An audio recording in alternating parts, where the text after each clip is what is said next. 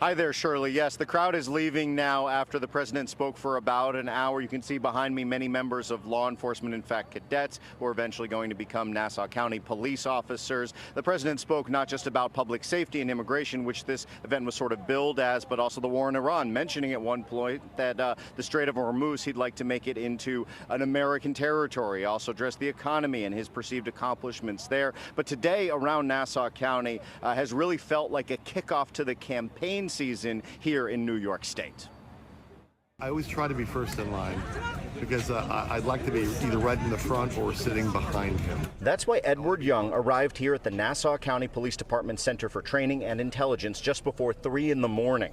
The president is touring the facility with Republican Nassau County Executive Bruce Blakeman, who he has endorsed for governor of New York. Hochul and the radical left stand with the gang members, child predators, violent felons.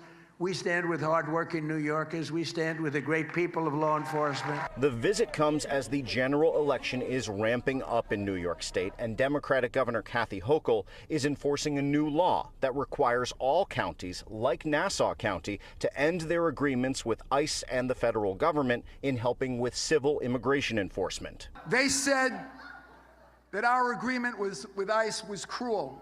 First of all, we removed those people who would commit crimes in our county, our region, and our state without raiding one church, one daycare center, one school, one hospital, because we cooperated with our federal law enforcement partners. Dump Trump! Dump Trump! A few blocks from where the president was, there was a protest led by Democrats, including their candidate for lieutenant governor, former New York City Council Speaker Adrian Adams.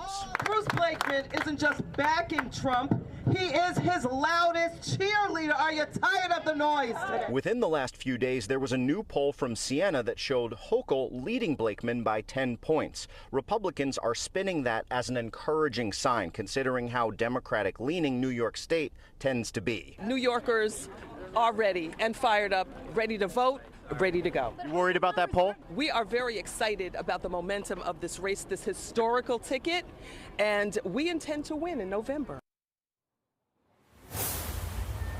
The president was joined here in Nassau County, not just by many local Republican leaders, but by high-ranking members of his administration, including newly confirmed Attorney General Todd Blanche. Live in Nassau County, Henry Rossoff, Pix 11 News.